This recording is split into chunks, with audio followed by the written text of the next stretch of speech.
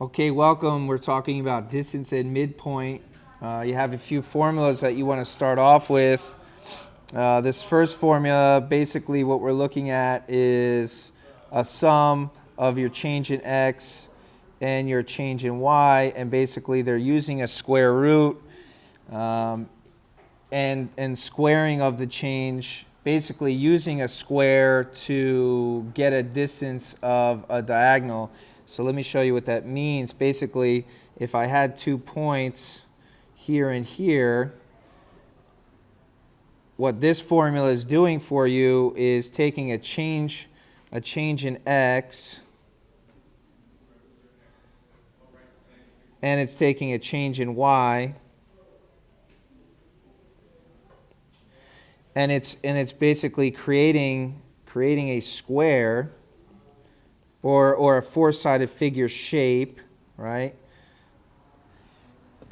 in order to find your diagonal there. That's basically the premise of that distance formula. Now there's a proof and other parts of that we could show you, but if we're just focusing on what is the distance of this diagonal line, then we're going to be using this formula here. The understanding of this is that I could count units from my 2x, or my 2 points here according to my x, and come up with a distance, and I could do the same for here because it is a vertical or horizontal line. But because this line is diagonal, there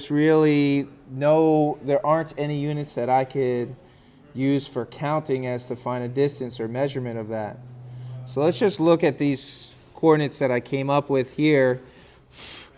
-8 and 3, or that's a 4. And then your 2 and 11. We have some bigger numbers here, but that's okay. We'll work with it.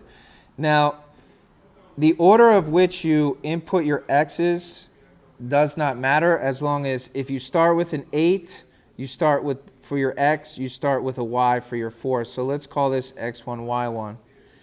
And what I'm going to do here is -8 minus 2. So I'm using my other x2 here. And then that's going to be squared plus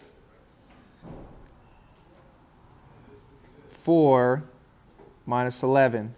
Now notice I used these first, these coordinates first, and then use these second. I can't mix and match that. I can't use this as my first x and then this as my first y. That's not something you could do there.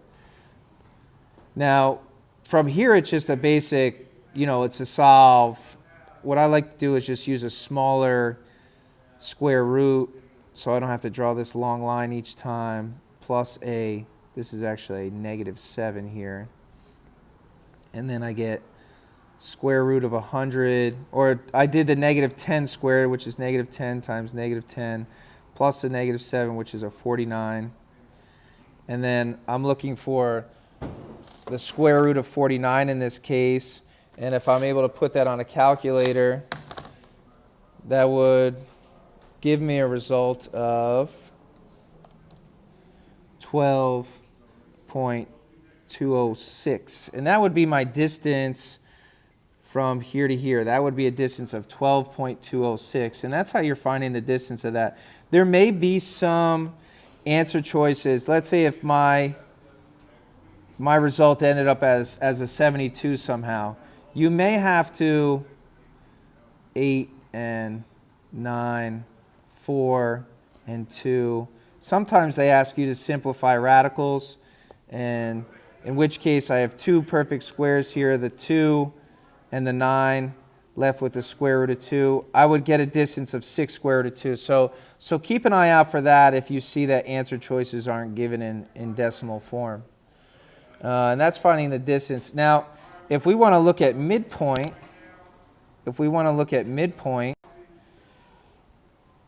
it's a different idea here. So we're looking at, let's say, 2 points here and here.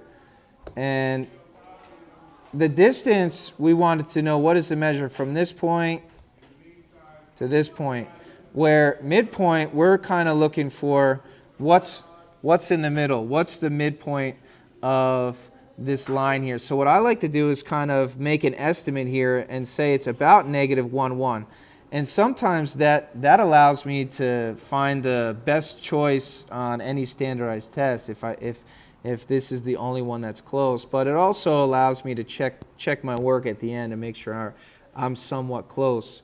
You do have your formula, which is basically taking an average of your x's and an average of your y's. So if someone had scored 10 points one game and 12 the next, in order to find that average, okay, you're adding those two, dividing by 2, and you're saying the average is 11. And that's what we're doing. We're taking average of our x-coordinate, negative 7, and let's say 5 in this case. And then we're taking our average of our y, which is also a 7, and in this case, a negative 4.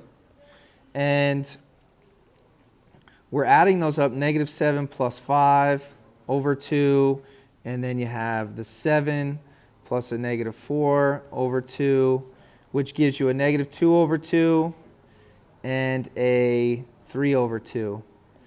This could be written two different ways. It could be written as a negative 1 and 3 over 2, or it could be written as a negative 1 and a 1.5, which was somewhat close to what I got here when I made an estimate. So I know I'm okay when it comes to what my result was as an answer.